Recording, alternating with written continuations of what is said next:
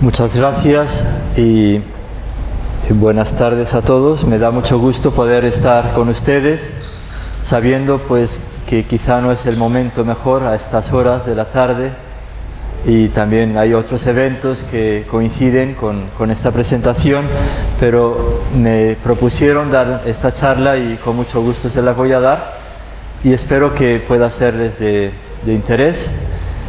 El título que me habían propuesto era muy general, hablar sobre la Sábana Santa, pero yo quise darle un enfoque más preciso y hablar de la Sábana Santa y la Pascua.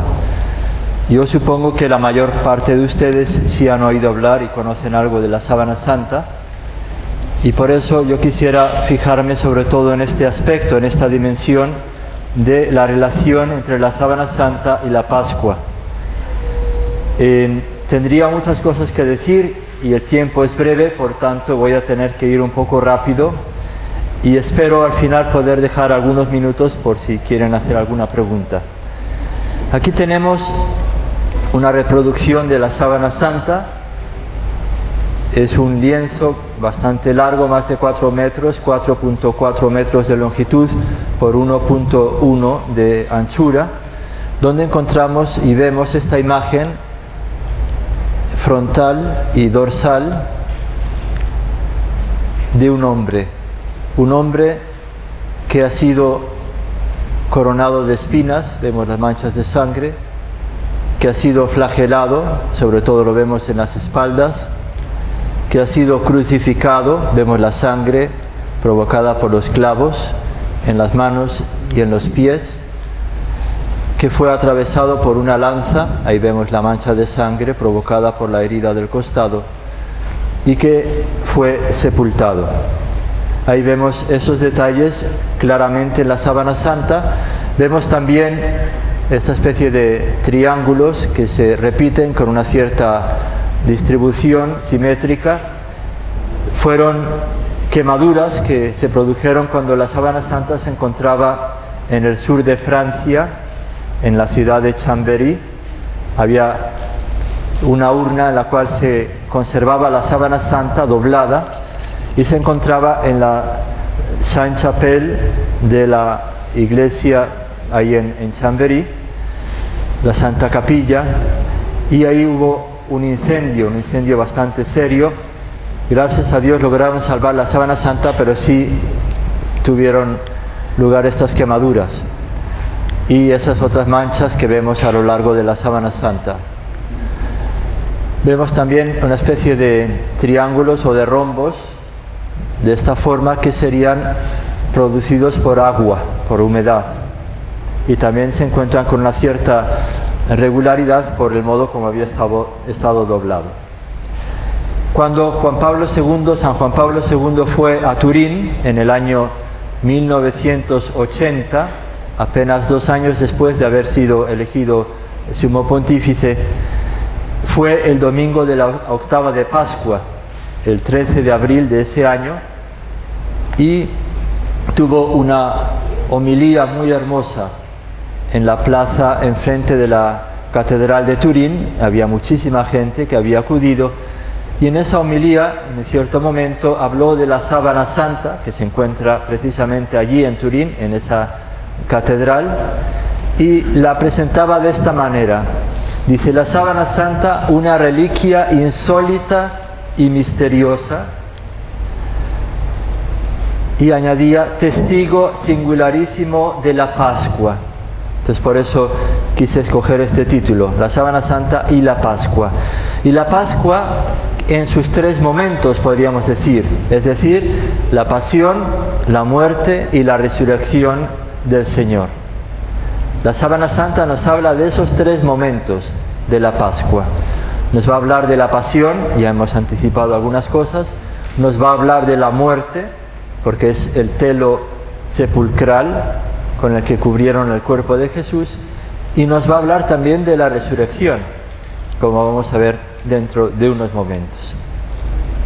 Y concluía en esta parte en la que hablaba de la Sábana Santa diciendo que la Sábana Santa era un testigo mudo, pero al mismo tiempo sorprendentemente elocuente. juega con esta especie de paradoja. Obviamente un lienzo no puede hablar, pero de alguna manera nos está diciendo algo, que es lo que vamos a tratar de escuchar en esta presentación. El primer aspecto que quisiera subrayar es cómo la sábana santa, la imagen que vemos en la sábana santa, aquí se las presento. Esta sería la imagen en positivo, la mitad de la imagen frontal, en positivo, como se vería en la sábana santa actualmente. Y aquí a la derecha vemos el negativo de esta imagen. Y este es el primer aspecto que llama la atención, sobre todo para los estudiosos, los científicos. ¿Cómo es posible que una imagen tan antigua como la imagen que aparece en la sábana santa se comporte como un negativo fotográfico? En el año 1898 hubo la oportunidad de poder ver la sábana santa, poder venerar la sábana santa. Era un evento ligado a la casa Saboya, que entonces era la propietaria de la sábana santa. Hay toda una historia, pero no tenemos el tiempo ahora de presentarla. Y entonces, en esa ocasión, por primera vez, permitieron sacar fotografías a la sábana santa. Y hubo un abogado que se dedicaba también a la fotografía, que se llamaba Secondo Pia.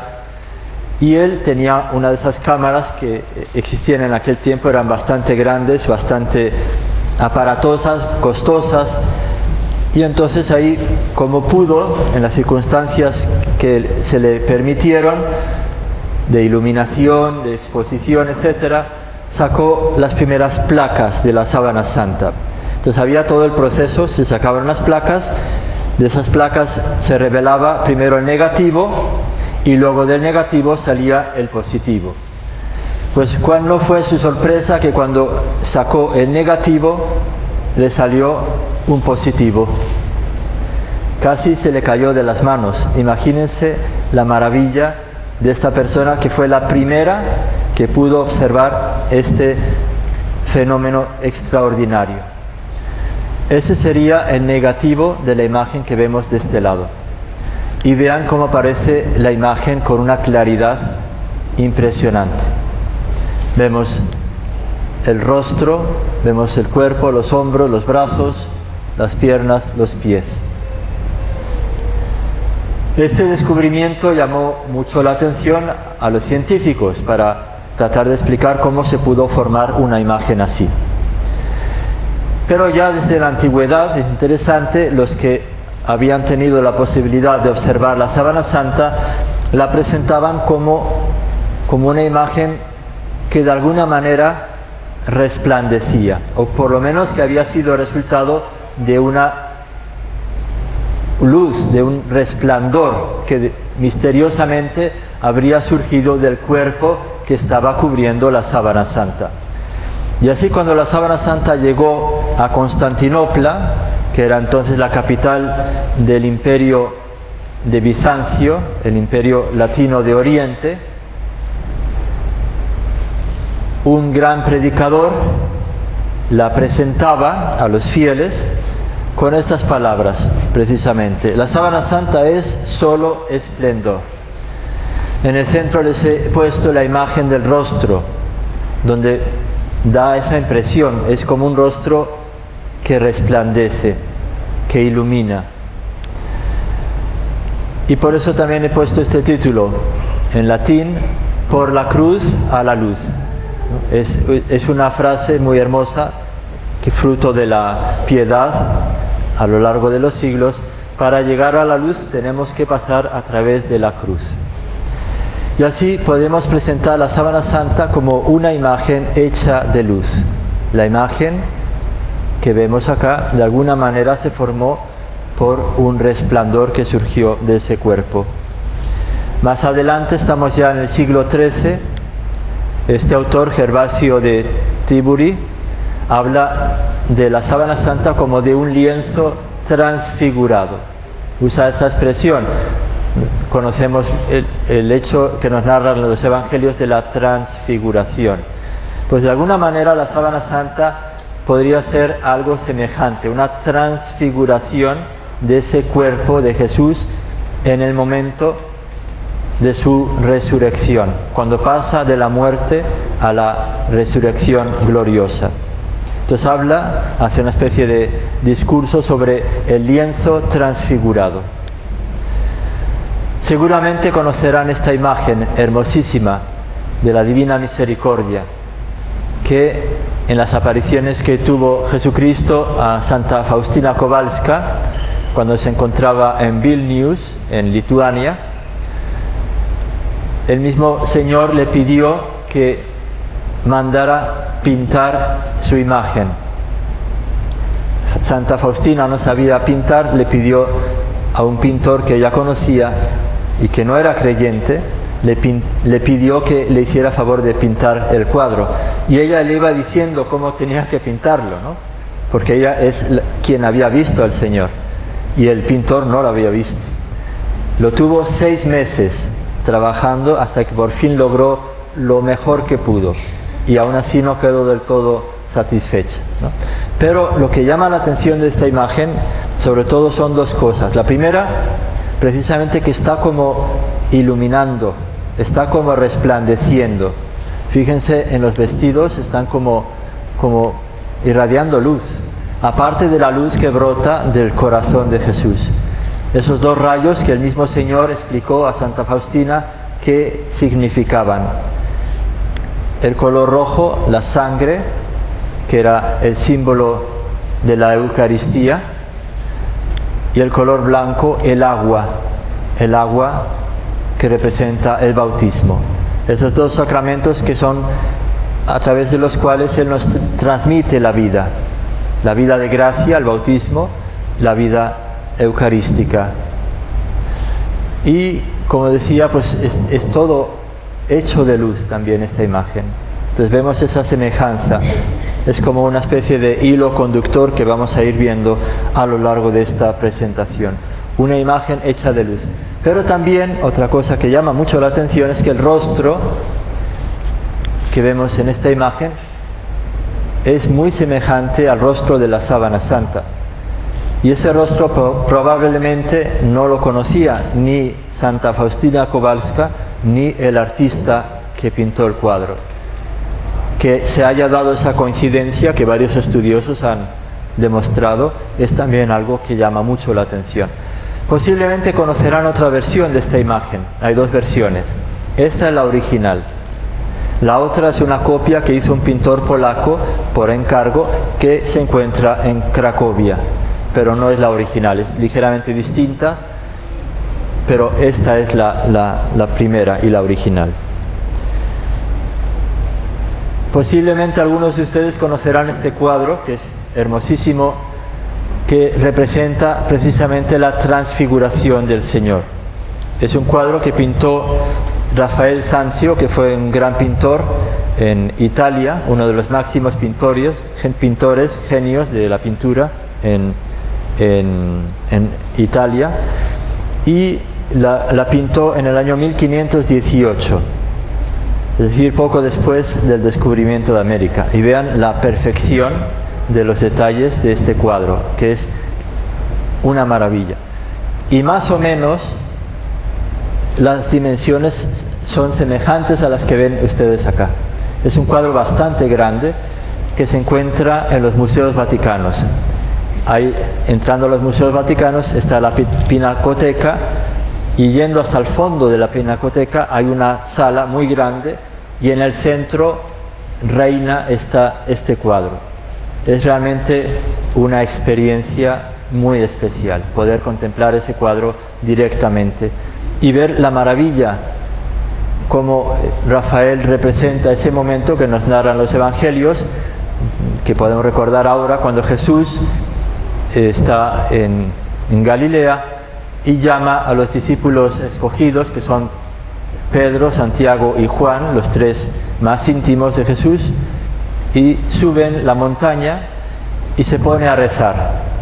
Y mientras está rezando, nos cuentan los evangelistas, que empezó a resplandecer. Sus vestidos se volvieron blancos como la nieve, su rostro resplandecía, y los discípulos, que se habían quedado medio adormilados, estaban cansados, de repente se encuentran con esta visión y están sorprendidos.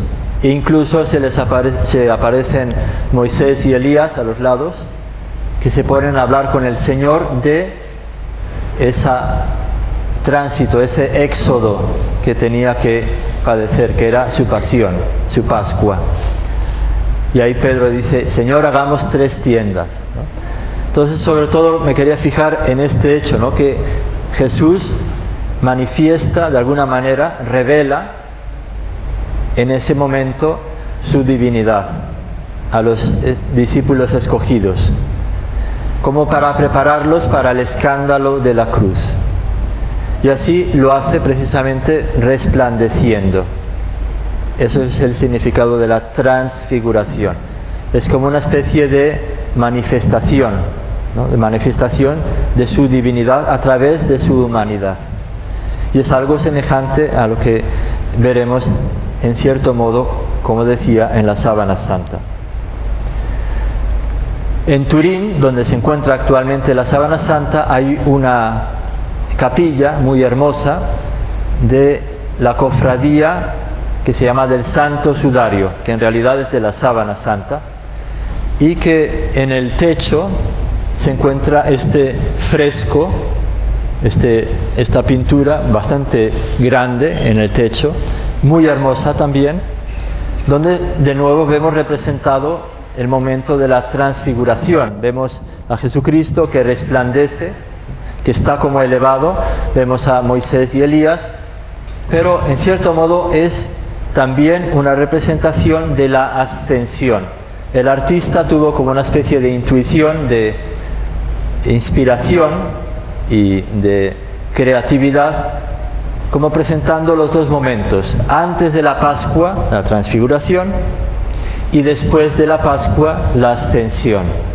Y por eso en el cuadro no solo aparecen los 3 discípulos, los protagonistas que habíamos dicho antes, sino aparecen también los demás discípulos, los que estuvieron en el momento de la ascensión.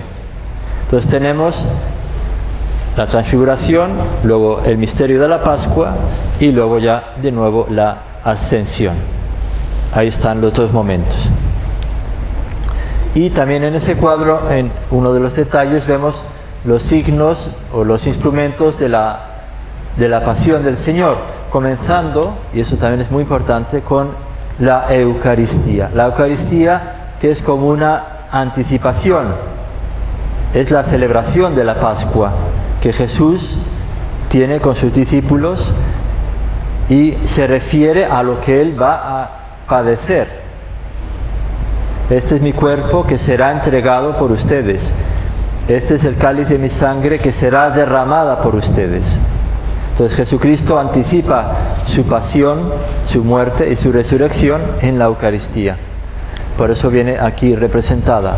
Vemos la corona de espinas, vemos la Santa Cruz, vemos el velo de la Verónica, etc. Los instrumentos de la pasión glorificados, porque son los que nos dan, los que nos ofrecen la salvación. Un beato italiano que era muy devoto de la Sábana Santa, se llamaba Sebastiano Valfré, compuso un tratado, una disertación histórica sobre la Sábana Santa, donde usa unas expresiones que me parecen muy inspiradas y por eso me gusta poderlas repetir y hacer presentes, de modo, diría, incluso poético. Dice: la cruz, hace una especie de comparación entre la cruz y la Sábana Santa, como si fueran 2 caras de una misma moneda, como las 2 reliquias más importantes que tenemos, la Santa Cruz y la Sábana Santa. Y él hace ver cómo son como complementarias. Dice: la cruz fue el altar del sacrificio, ahí es donde se cumple, se realiza el sacrificio. La sábana fue el traje del sumo sacerdote. Entonces la sábana como si fuera el ornamento de Jesús después de morir en la cruz. La cruz fue el árbol. La sábana fue la vela con que la nave de la Sacratísima Humanidad del Salvador, pasada la puerta de la muerte, llegó felizmente a puerto. Como una especie de navegación, la sábana es como la vela que permite a la nave llegar hasta el puerto. Y sobre todo estas dos frases que ahora les voy a leer. La cruz vivo lo recibió y lo devolvió muerto. La sábana muerto lo recibió y lo devolvió glorioso. Entonces ahí está pues la diferencia, podríamos decir, entre la cruz recibe a Cristo vivo y lo restituye muerto, ahí muere en la cruz. La sábana santa lo recibe muerto y lo restituye glorioso, resucitado. Eso es lo hermoso de ver juntas la Santa Cruz y la sábana santa. Y eso nos hace ver la importancia de esta reliquia, como el Papa Juan Pablo II la llama en aquella homilía que cité al inicio.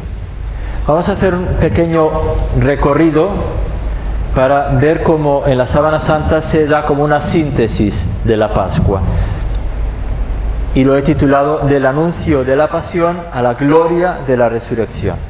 Ese es el paso, esa es la Pascua, ese es el éxodo, ¿no? El paso para llegar a la tierra prometida, a la vida eterna.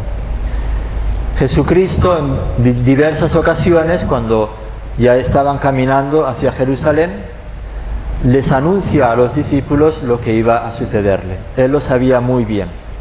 Y así les anuncia muchos aspectos, muchos detalles de su pasión. Por ejemplo, en el Evangelio de San Lucas dice que será entregado a los gentiles, los romanos, será objeto de burlas, insultado, escupido, después de azotarle, habla de la flagelación también, le matarán y al tercer día resucitará.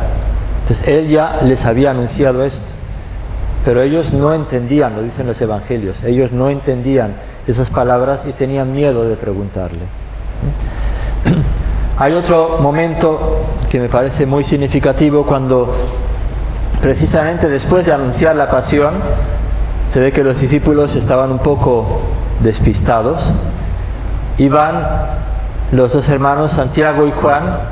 En uno de los evangelios nos presenta que no fueron ellos directamente, sino fue la mamá de ellos a pedirle a Jesús que se sentaran uno a su derecha y el otro a su izquierda.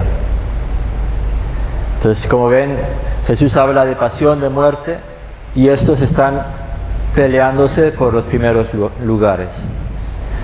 ¿Y cómo responde Jesús? Es muy interesante. Dice, no saben lo que piden, no se dan cuenta de lo que están pidiendo.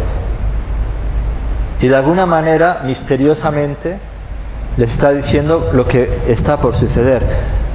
Pueden beber la copa que yo voy a beber o ser bautizados con el bautismo con que voy a ser bautizado. ¿De qué copa se trata? Se trata de la copa de su pasión. Acuérdense de Getsemaní, cuando Jesús ora al Padre y le dice, Padre, si es posible, aparta de mí este cáliz. Era el cáliz de su pasión. Pero no se haga mi voluntad, sino la tuya. Entonces esa copa es la copa de la pasión. Y el bautismo también es el bautismo de su pasión. Entonces les pregunto, ¿a ustedes están dispuestos a beber esta copa y a recibir este bautismo? ¿De verdad quieren ponerse a mi derecha y a mi izquierda? Recuerden el Monte Calvario. Jesús estaba en la cruz y tenía los dos ladrones, uno a la derecha y el otro a la izquierda. Seguramente Santiago y Juan no lo pensaban así, ¿verdad? Y si lo hubieran visto así, no se lo hubieran pedido. Y sin embargo, ellos que no acaban de entender, dicen, sí, estamos dispuestos. Y Jesús dice, bueno, van a beber efectivamente el cáliz, van a recibir el bautismo, porque van a dar la vida por Jesús, pero el estar a mi derecha o mi izquierda, eso está reservado por el Padre. Y así en otros pasajes vemos cómo Jesús habla precisamente de esto, ¿no? De ese bautismo que Él tiene que ser bautizado, que es el bautismo de su pasión. Qué angustiado estoy hasta que se cumpla ese bautismo. Y así, en otro momento, en el Evangelio de San Juan, dice precisamente esto: por esto me ama mi Padre, porque doy mi vida para recobrarla de nuevo. Nadie me la quita, yo la doy voluntariamente. Jesús da la vida voluntariamente, nadie se la quita. Y cuando lo prenden en el huerto de los olivos y Pedro saca la espada, le corta la oreja al siervo del sumo sacerdote, a Malco, ¿qué es lo que le dice Jesús a Pedro? Guarda la espada en la vaina, el cáliz que me dio mi Padre no lo voy a beber. Ahí está el cáliz de la pasión. Ese es el cáliz que Cristo tiene que beber y ese es el bautismo con que va a ser bautizado. Podríamos hablar de un vía crucis a la luz de la sábana santa, una vía síndonis, podríamos hablar de esto. Y de hecho existe ya un libro que presenta una especie de recorrido de la pasión hasta la muerte y hasta la resurrección, siguiendo la sábana santa, ¿no? El camino, podríamos decir, de la sábana santa. Por ahora está publicado en italiano, ojalá que lo puedan traducir también al español y al inglés. E incluso hay una especie de resumen, ¿no? El Vía Crucis a la luz de la sábana santa. Entonces es lo que también pues hemos estado diciendo desde el inicio, que la sábana santa de alguna manera es como el documento que nos habla, nos explica y nos da testimonio de lo que nos cuentan los evangelios sobre la pasión, la muerte y la resurrección de Jesús. De hecho, algunos han hablado de la sábana santa como de un quinto evangelio. Tenemos los 4 evangelios canónicos y la sábana santa es como la visualización de lo que nos cuentan los evangelios. Eso es lo que vamos a ver en unos momentos. Incluso alguno ha dicho que no sería el quinto evangelio, sino en cierto modo el primero, porque la sábana santa existe antes que los evangelios, ¿no? Luego se escribieron los evangelios, ¿no? Entonces casi como el primer evangelio, pero un evangelio no escrito con palabras, sino escrito con sangre y escrito con esa imagen que vemos en la sábana santa. Juan Pablo II, cuando volvió a Turín en el año 1998, que también hubo una ostensión. La ostensión es cuando se muestra la sábana santa a los fieles para que puedan venerarla. Solo ocurre en ocasiones especiales. En este año, como era el centenario de las fotografías, habíamos dicho las primeras fotografías 1898, pues un siglo después, 1998, tuvo lugar esta ostensión.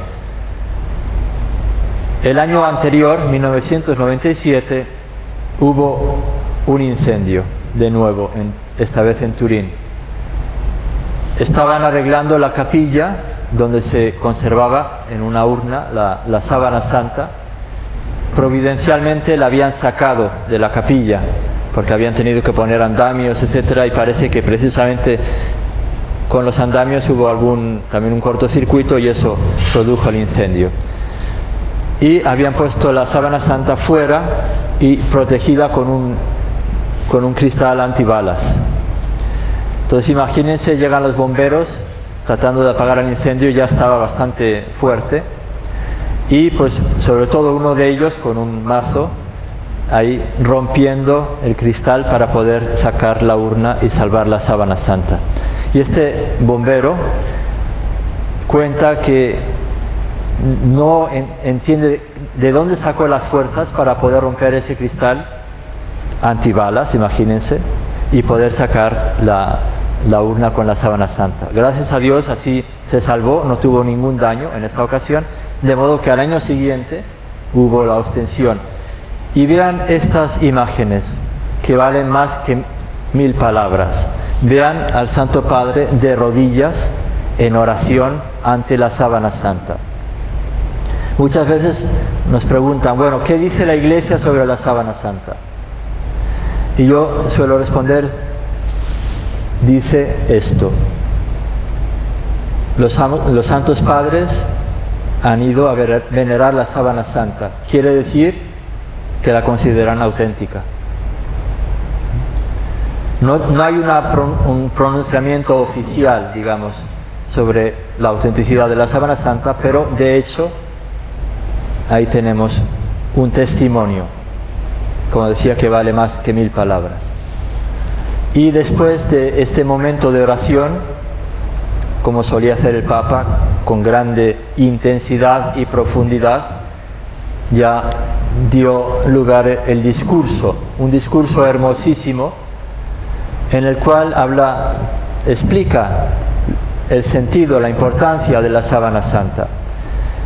Y sobre todo hay dos expresiones que él usa que me gustan recordar, sobre todo la primera, que es esta: la sábana santa como espejo del Evangelio, y la segunda, luego la veremos, como reto a la inteligencia.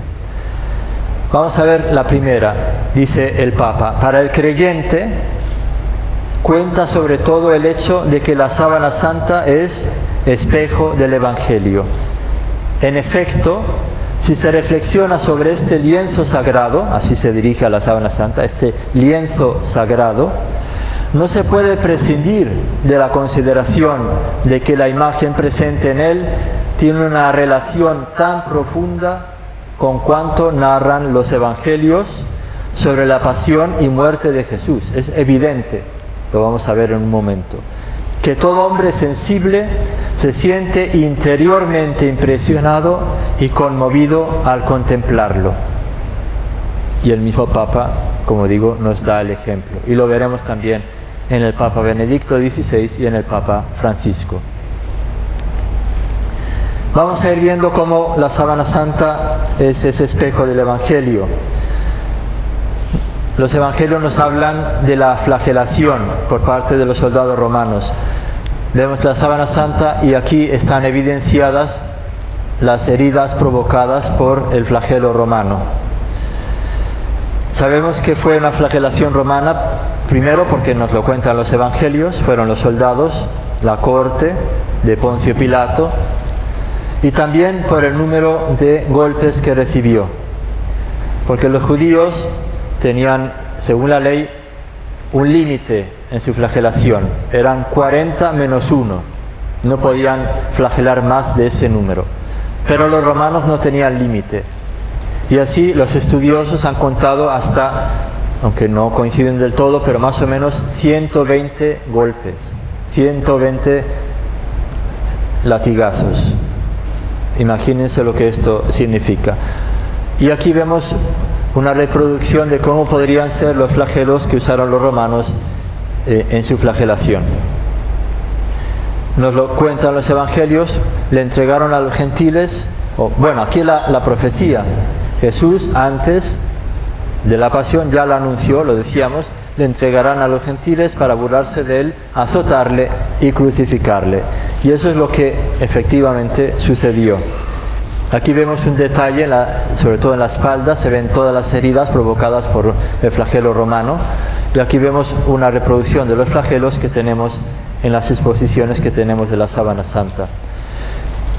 Un estudioso de la sábana santa, que fue Monseñor Giulio Ricci, representó de esta manera, en base a los estudios que había hecho sobre la sábana santa, cómo pudo haber sido realizada por parte de 2 soldados, Jesús atado sobre la columna, doblado, y pues de esa manera más expuesto a los golpes de los flagelos. Y en Roma se conserva la columna de la flagelación. La intención de Pilato era flagelarlo para provocar la piedad del pueblo judío, porque él se dio cuenta que lo habían entregado por envidia, y de esa manera librarlo de la muerte, porque reconocía que era inocente. Y así, él mismo lo dice, en el Evangelio está recogido: nada ha hecho pues que merezca la muerte, así que le castigaré, y el castigo era este, y le soltaré. Esa era la intención, pero no le funcionó.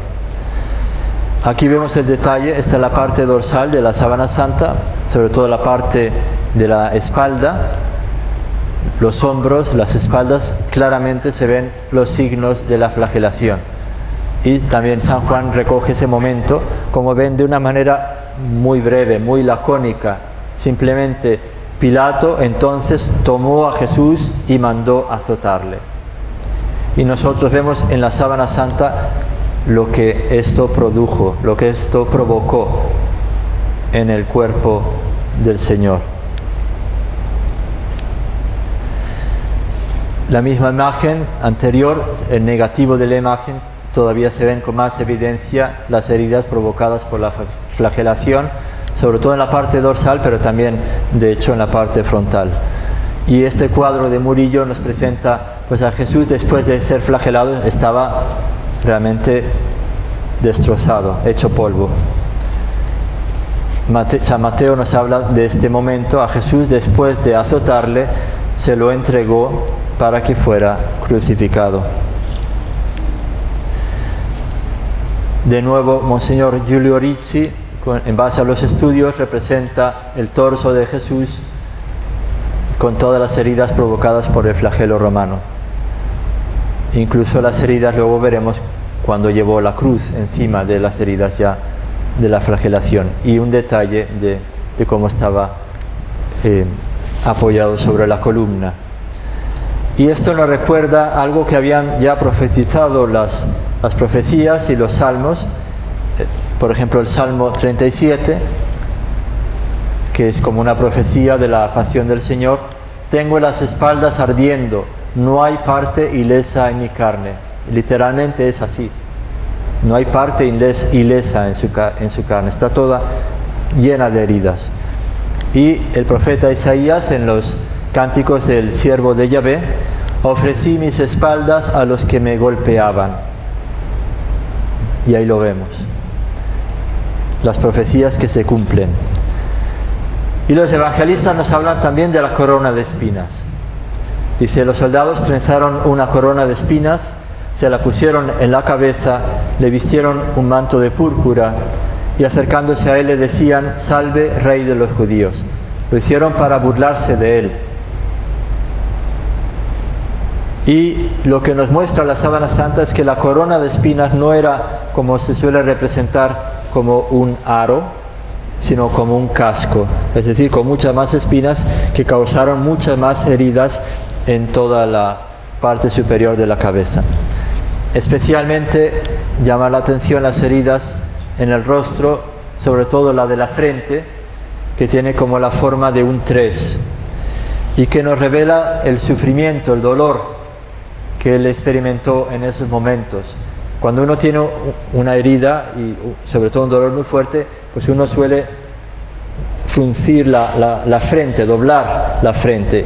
Entonces se forman como unos dobleces y eso hace que la sangre siga el recorrido de esa doblez. Y por eso dejó esta impronta con esa forma.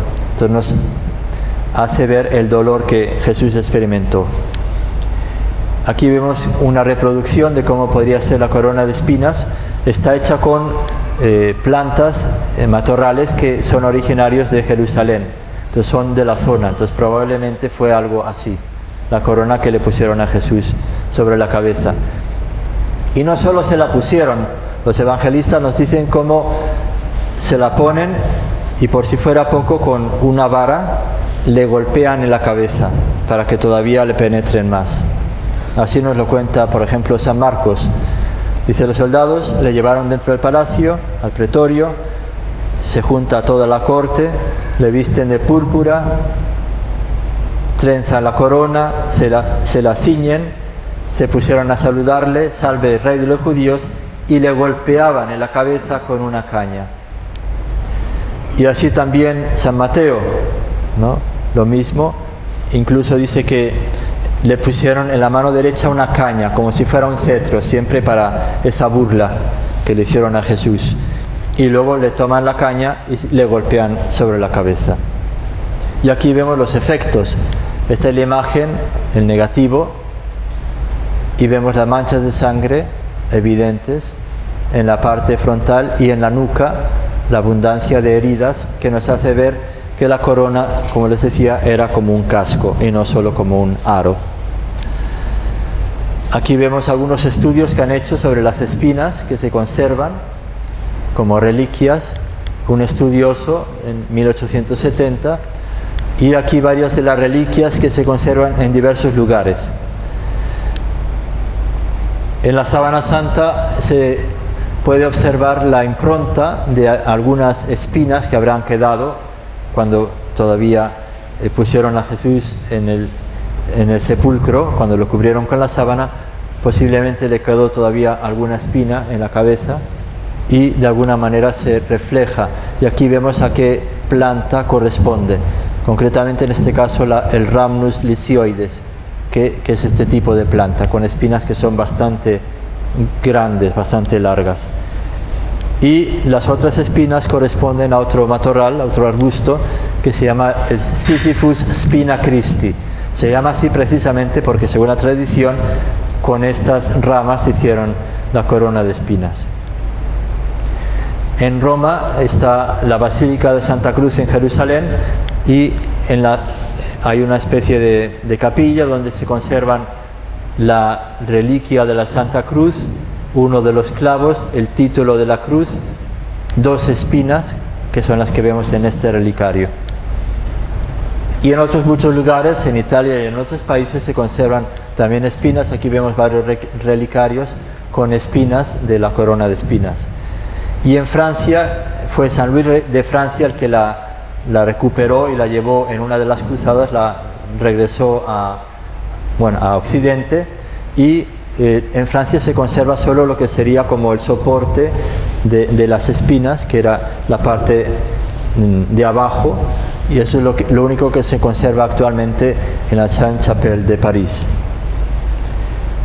De nuevo una ilustración de Monseñor Ricci de cómo habría quedado el rostro de Jesús después de los golpes que recibió y de las heridas provocadas por la corona de espinas, incluso pues algunas partes de las barbas que fueron arrancadas.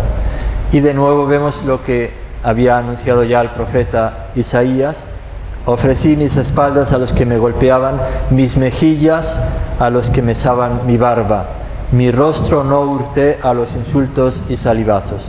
Lo que nos cuentan los evangelios pues ya había sido profetizado por Isaías. De hecho, cuando estaba ante el Sanedrín, recordamos como cuando le preguntó el sumo sacerdote cuál era su doctrina, el siervo del sumo sacerdote le dio un golpe y probablemente con ese golpe le desvió el tabique nasal. Y Jesús responde: bueno, ¿por qué me pegas? ¿En qué he respondido mal? ¿No?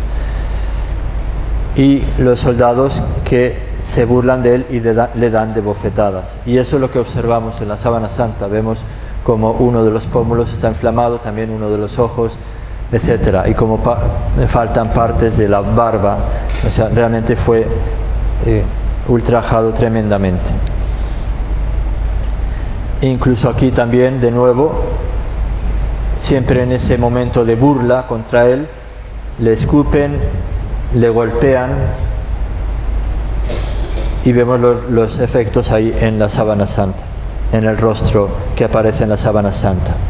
Y así todos los evangelistas nos hablan de ese momento. Es algo concorde en los evangelios.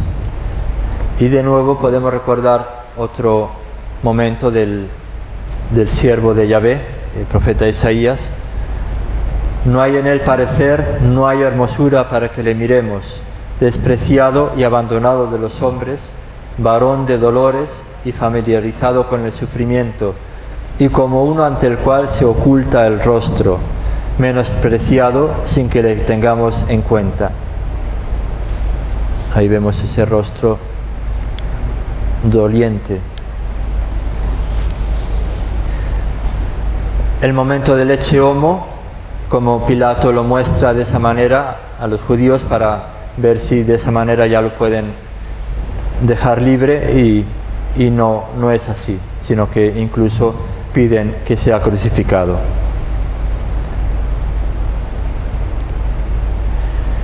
Y es el momento que ya va camino del Calvario.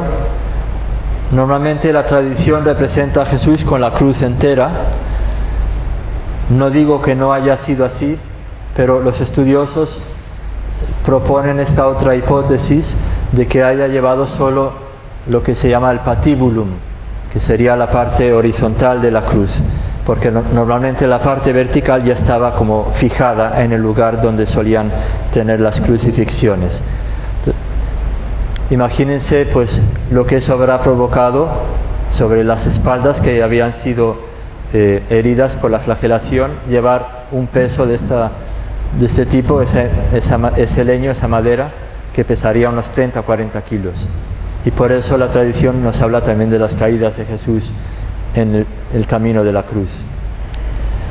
De hecho, en la sábana santa, en las rodillas, se ve que sí ha habido heridas provocadas probablemente por esas caídas. Y vemos en la zona de los hombros, de las espaldas, heridas, laceraciones provocadas por un objeto pesado que probablemente, como les decía, sería la cruz que habría llevado de esta manera. Y allí lo crucificaron, simplemente dice de esta manera San Juan. Y en la sábana santa vemos los detalles de esa crucifixión. De nuevo aquí vemos una diferencia entre lo que suele representar la tradición, sobre todo en la iconografía, en los cuadros, en las esculturas, que normalmente ponen los clavos en las palmas de las manos. En cambio, en la sábana santa se observa que los clavos más bien estaban en la zona de la muñeca.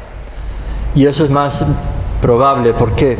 Porque si hubiera estado en las palmas de las manos no hubiera podido soportar el peso, se hubieran rasgado las manos. Y los soldados romanos conocían desgraciadamente muy bien la técnica de la crucifixión y por eso lo hacían en las muñecas, como vemos claramente en la sábana santa.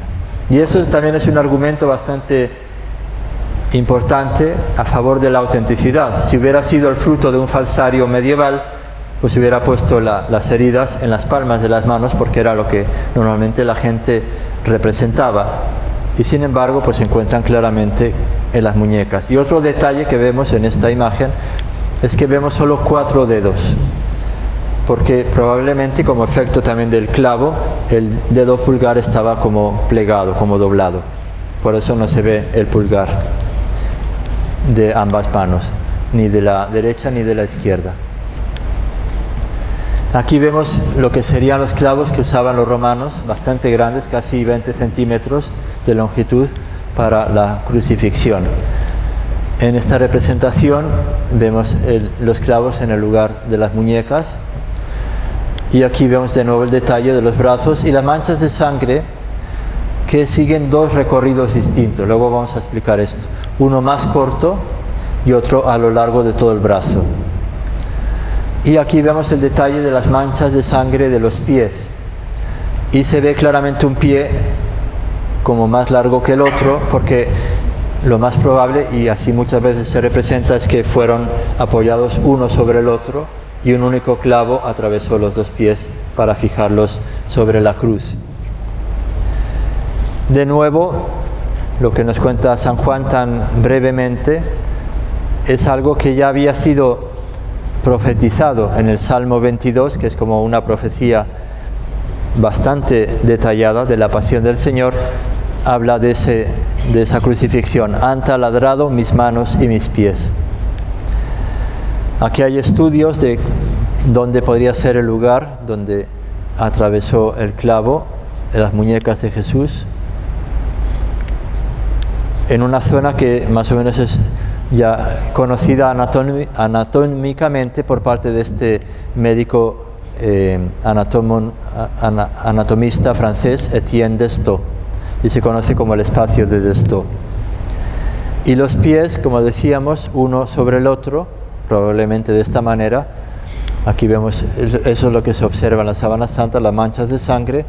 E incluso las monedas bizantinas representan eso, un pie más corto que el otro, porque así lo veían en la sábana santa.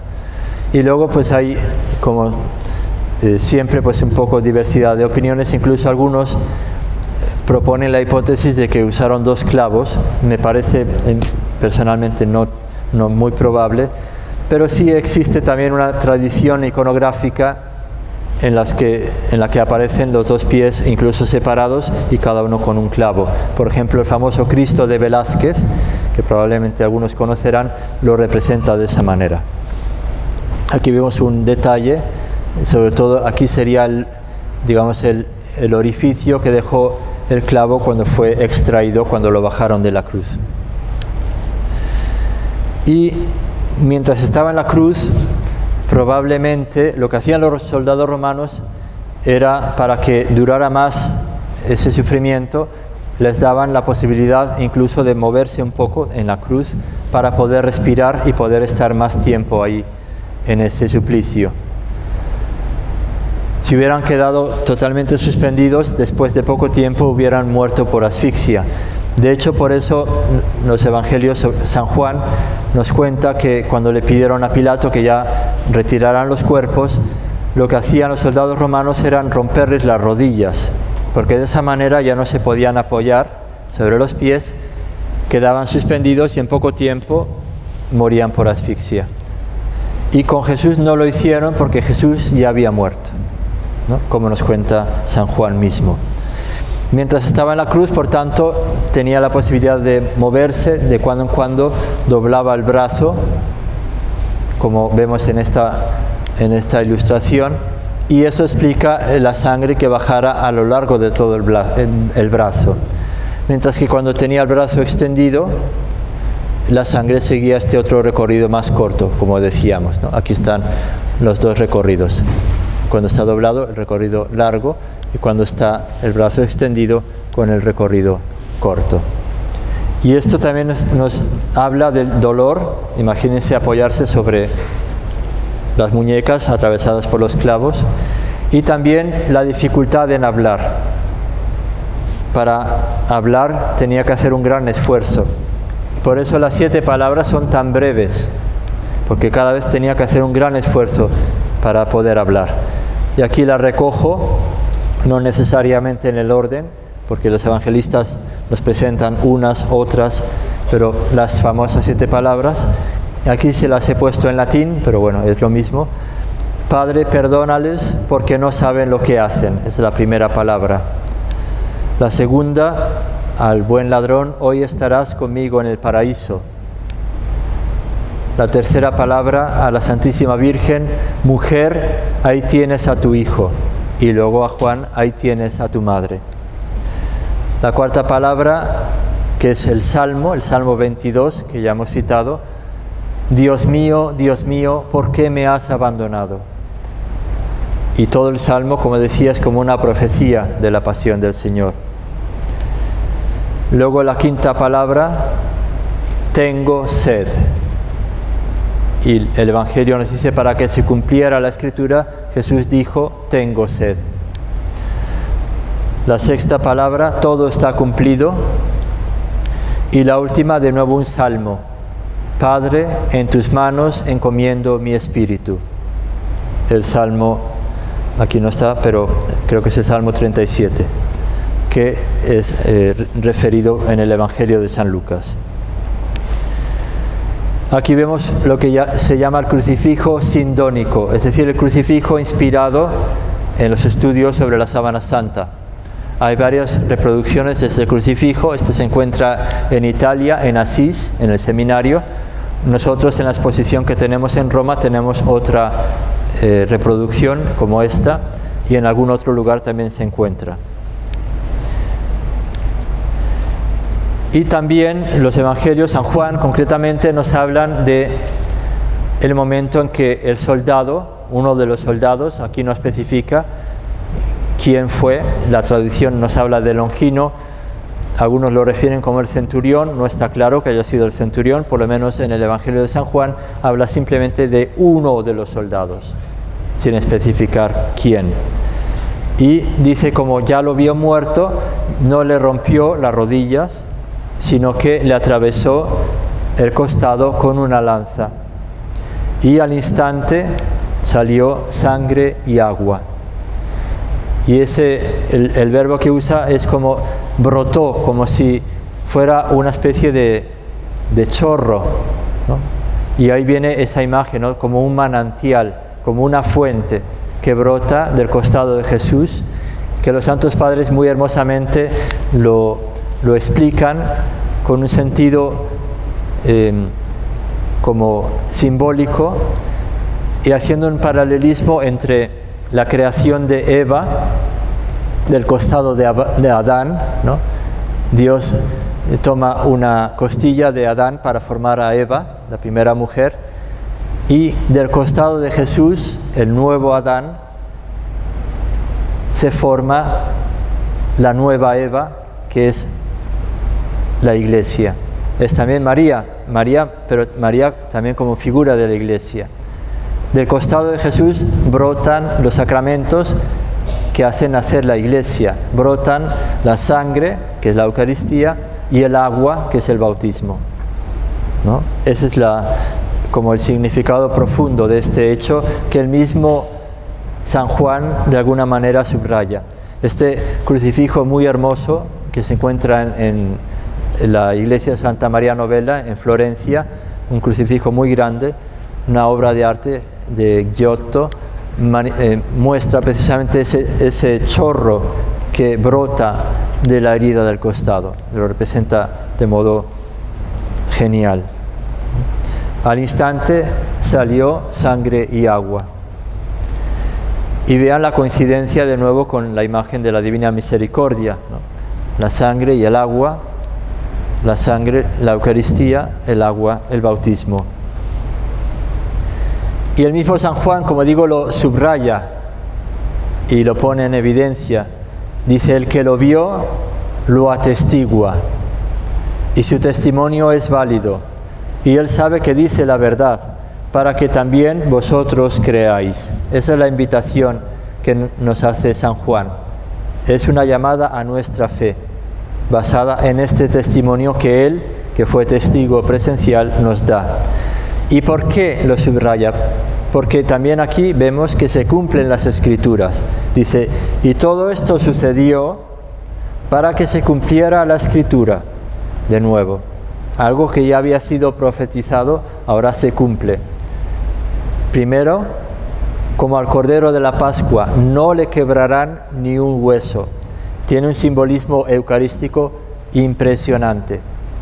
Cristo, el Cordero Pascual, que es inmolado, como el Cordero de la Pascua, y como la cena de la Pascua, que él celebró con los discípulos instituyendo la Eucaristía.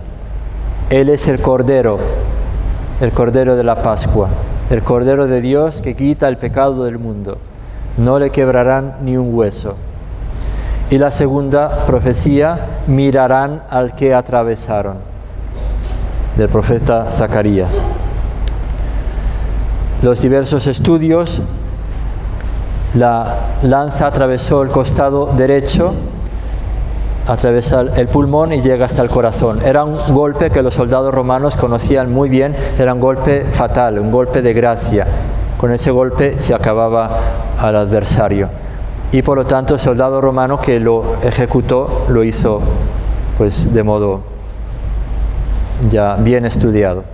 De un solo golpe llega hasta el corazón y provoca pues ese derramamiento de sangre que es el que vemos en este detalle de la sábana santa. Incluso parece observarse la forma de la lanza provocada por la herida en el costado.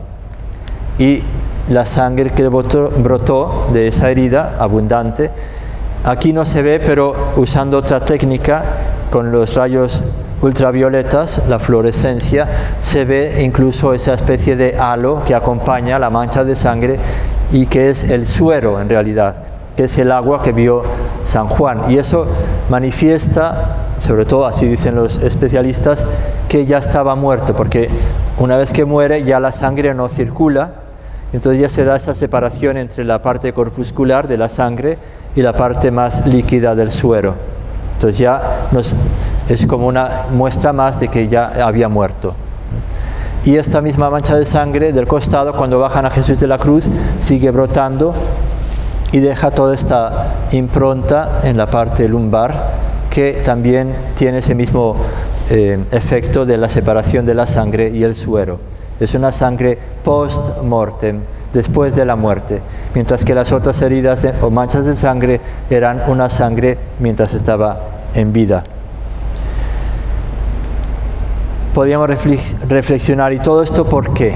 ¿Por qué tanto dolor, tanto sufrimiento? Pues es por nosotros.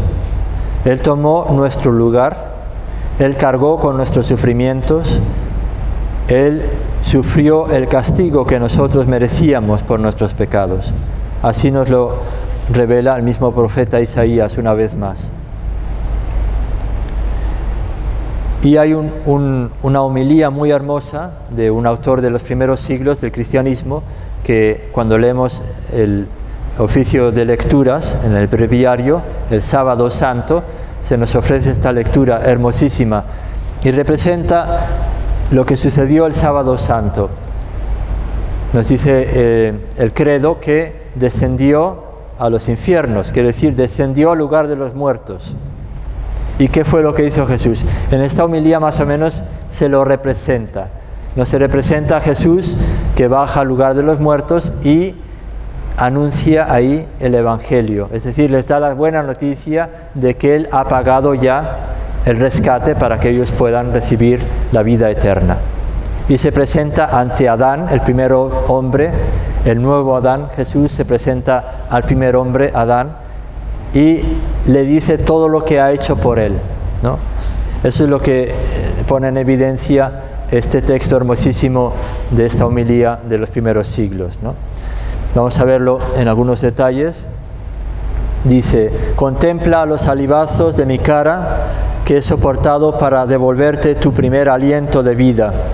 Contempla los golpes de mis mejillas que he soportado para reformar, de acuerdo con mi imagen, tu imagen deformada. Y todo esto lo vemos representado, lo vemos calcado en la sábana santa, casi como que Jesús nos lo estuviera diciendo ahora a nosotros. Contempla, ahí lo tienes. Contempla los azotes en mis espaldas, que he aceptado para aliviarte del peso de los pecados que habían sido cargados sobre tu espalda. Contempla los clavos que me han sujetado fuertemente al madero, pues los he aceptado por ti, que maliciosamente extendiste una mano al árbol prohibido. ¿Qué nos dicen las Escrituras sobre la sábana santa y el Santo Sepulcro? Pues sí nos hablan las Escrituras, los Evangelios de la sábana santa. Nos cuenta, por ejemplo, el Evangelio de San Marcos, una vez que Jesús ya había muerto, nos dice: vino José de Arimatea, miembro respetable del consejo, que esperaba también el reino de Dios, era discípulo, y tuvo el valor de entrar donde Pilato y pedirle el cuerpo de Jesús. Entonces va con Pilato y le pide el cuerpo de Jesús. Y Pilato se lo concede. Y José de Arimatea, que era un hombre rico, compra una sábana pues bastante costosa, y lo descuelga de la cruz, lo envuelve en la sábana, y la palabra que usan en griego, que es la que les he puesto aquí, es sindona, que quiere decir sábana, la síndone, por eso se llama así, la santa síndone, la sábana santa. Entonces los evangelios nos hablan claramente de la sábana santa, sin dudas. Veremos los 4 evangelios. Lo descolgó de la cruz, lo envolvió en la sábana, de nuevo, y lo puso en un sepulcro que estaba excavado en roca, uno como este que está aquí, ¿no? Y luego hizo rodar la piedra sobre la entrada del sepulcro. El Evangelio de Mateo nos habla también de esta sábana. Dice: José tomó el cuerpo, lo envolvió en una sábana limpia, interesante que añade esta palabra, en sindoni katará, en una síndone pura, limpia, tiene un significado también ritual, y lo puso en su sepulcro. Él ofreció a Jesús su propio sepulcro, un sepulcro nuevo que había hecho excavar en la roca e hizo rodar la piedra. Y así también San Lucas, después de descolgarle, le envolvió en una sábana sindoni, y le puso en un sepulcro excavado en la roca en el que nadie había sido puesto todavía. Otro detalle, no había ninguna otra persona enterrada en ese sepulcro. Y después llegamos al domingo de la Pascua y nos cuenta San Lucas, cuando ya las mujeres van al sepulcro, encuentran el sepulcro vacío, lo anuncian a los apóstoles y nos dice San Lucas que Pedro se levantó, corrió al sepulcro, inclinándose para mirar adentro, dice, vio solo las envolturas de lino. Interesante porque ya el que había hablado antes de la síndone, de la sábana, ahora habla en plural de los lienzos, ta otonia, que yacían. Hay una versión que dice que yacían, que es la misma expresión que veremos que usa San Juan. Y dice, se fue a su casa maravillado de lo que había acontecido. Más o menos, imaginemos los lienzos así. Es decir, esos lienzos que habían cubierto el cuerpo de Jesús, solo que ya el cuerpo no se encuentra allí. Se encuentran solo los lienzos, pero ya vacíos. Y simplemente yacían allí. Y San Juan es el que lo cuenta con más detalle, porque él fue uno de los protagonistas, ¿no? Dice en el Evangelio, en el capítulo 20, dice, salieron, una vez que María Magdalena les anuncia, se han llevado el cuerpo de Jesús, así les dio la noticia, porque ella así lo imaginó. Entonces salen corriendo, aquí lo vemos en este cuadro hermosísimo, los dos discípulos, Pedro y Juan que era más joven, dice, salieron Pedro y el otro discípulo camino del sepulcro. Los dos iban corriendo juntos, pero el otro discípulo corrió más aprisa que Pedro y llegó primero al sepulcro. E inclinándose para mirar adentro, ya Juan echa un primer vistazo, dice, vio las envolturas de lino puestas allí. Y usa de nuevo la palabra que usa San Lucas, ta otonia keimena, que yacían. Los lienzos que yacían allí donde había sido puesto el cuerpo de Jesús, y yacían tal como habían quedado. Eso es lo que luego le va a sorprender a Juan. Y habla de lienzos porque estaba la sábana, pero probablemente había como unas vendas que envolvían la sábana en torno al cuerpo. Y había quedado así, es decir, no se había desenvuelto la sábana, sino que había quedado como si el cuerpo se hubiera desvanecido.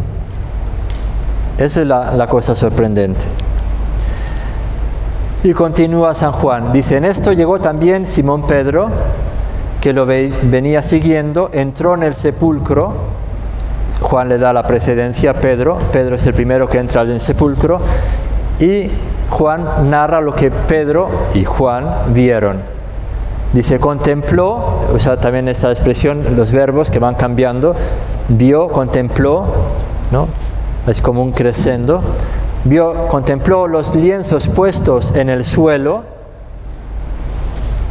de nuevo, ta otonia keimena,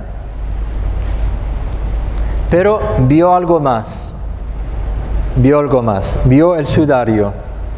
El sudario, la palabra que conservamos es la misma en griego, to sudarion, es la palabra griega, el sudario, que había estado sobre la cabeza de Jesús. Ahí nos explica qué función había tenido. Había cubierto la cabeza de Jesús. Dice, puesto no con los lienzos que estaban ahí extendidos en el suelo, que estaban yaciendo, sino doblado en un sitio aparte. Es decir, había quedado como ellos lo habían dejado. Cuando llevaron a Jesús, cuando lo bajan de la cruz, lo cubren con ese sudario, un poco como un signo de piedad y también para que la sangre no cayera, se conservara en el sudario, como una tradición que tenían los judíos. Como había estado en contacto con el cuerpo de Jesús, lo pusieron a un lado y luego ya lo cubren con la sábana. El sudario no estaba junto con la sábana, sino que estaba, como digo, apoyado a un lado, ¿no? Y dice, entonces entró el otro discípulo, San Juan, el que había llegado primero al sepulcro, y vean estas dos palabras, vio y creyó. Vio los lienzos de esta manera y creyó. Es decir, ahí se dio cuenta de lo que eso significaba. es decir, que Jesucristo había resucitado. Y él mismo lo explica, dice, porque hasta entonces no habían entendido las Escrituras, que según las cuales Jesús debía resucitar de entre los muertos. O sea, es ahí, en ese momento, que entiende que Jesús había resucitado. Y lo entiende precisamente al ver los lienzos de esta manera.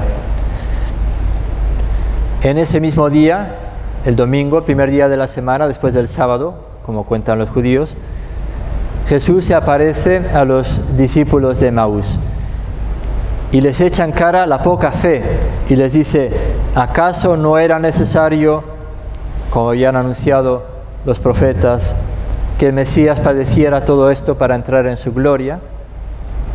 Y Jesús mismo les explica las Escrituras y les hace ver todos los pasajes que hemos ido viendo de alguna manera que se referían a Él. Estaba ya todo anunciado en el Antiguo Testamento. Y eso es lo mismo que dice San Juan. Hasta entonces no habían entendido las Escrituras. En ese momento entendieron las Escrituras, ¿no? Entonces es como esos signos que el Señor nos deja para creer. El primer signo, el sepulcro vacío. No está allí el cuerpo de Jesús. Pero no estaba vacío del todo, porque estaban también los lienzos allí, ¿no? Están los lienzos que, de alguna manera, son un signo de que algo extraordinario ha sucedido. El Señor ha resucitado.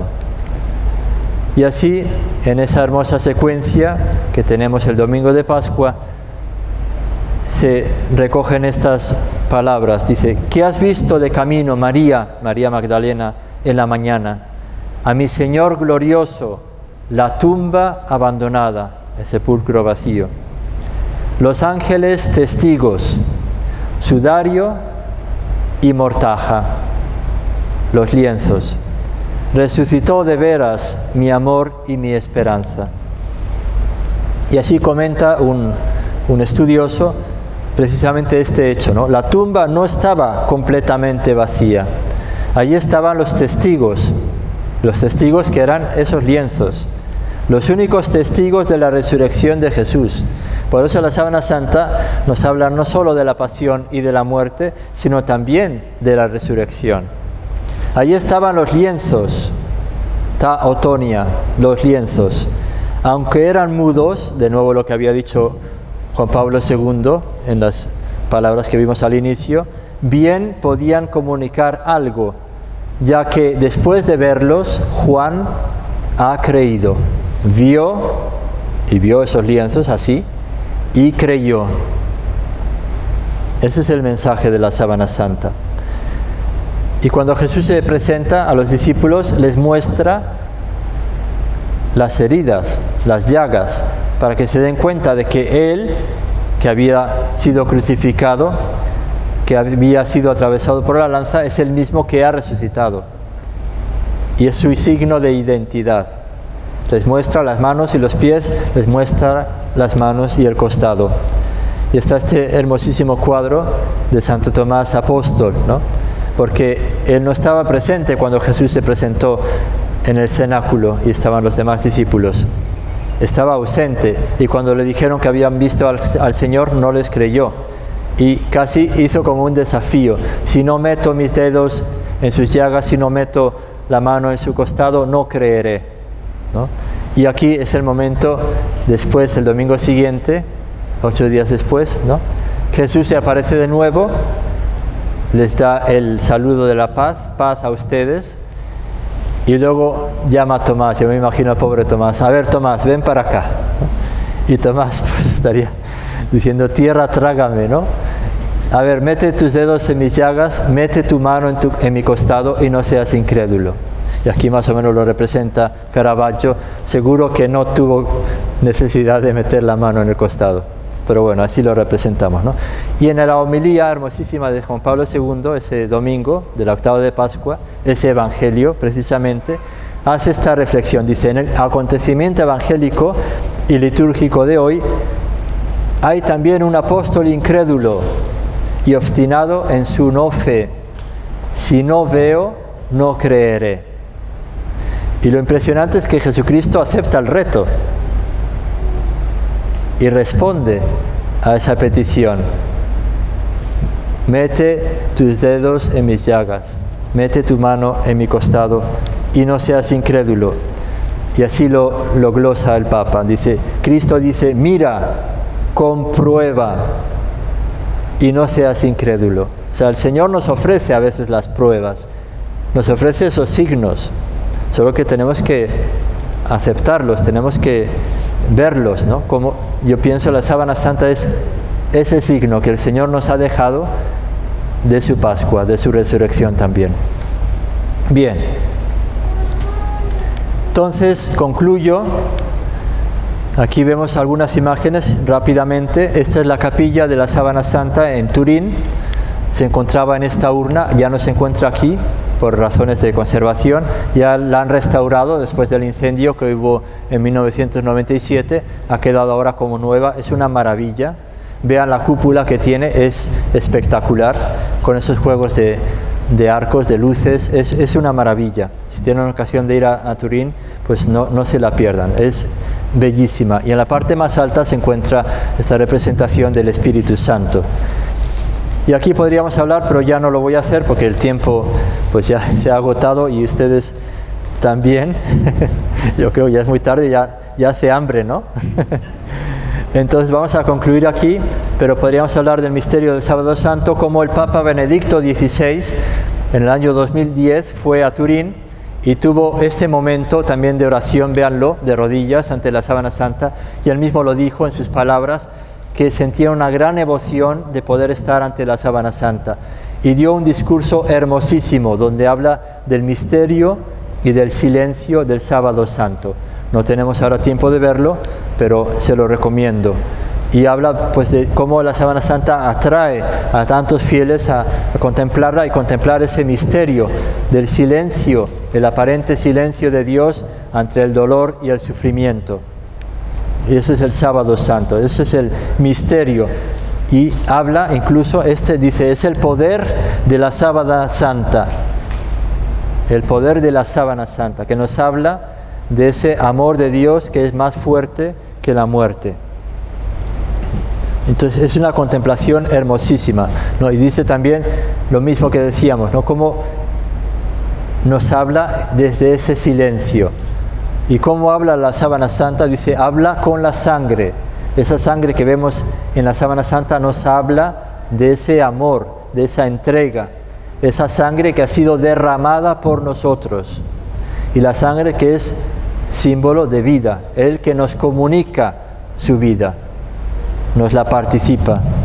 Y eso es también la Eucaristía, es recibir el cuerpo y la sangre del Señor. Y por eso habla de la sábana santa como un icono, hermosísima imagen, un icono escrito con sangre. Y es evidente toda la cantidad de sangre que se ve en esta imagen.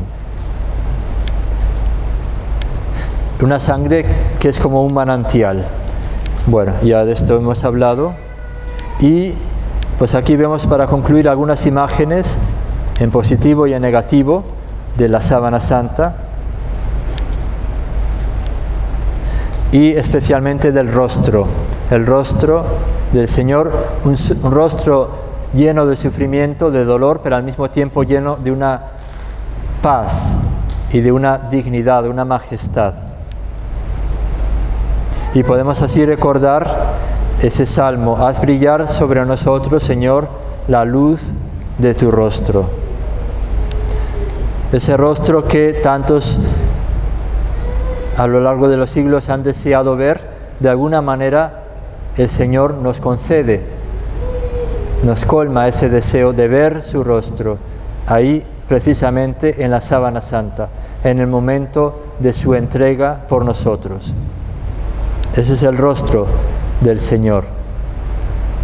Y eso es lo que yo creo que llama la atención, como de alguna manera, misteriosamente, Jesucristo adelantó, inventó la fotografía para que nosotros hoy pudiéramos ver su rostro.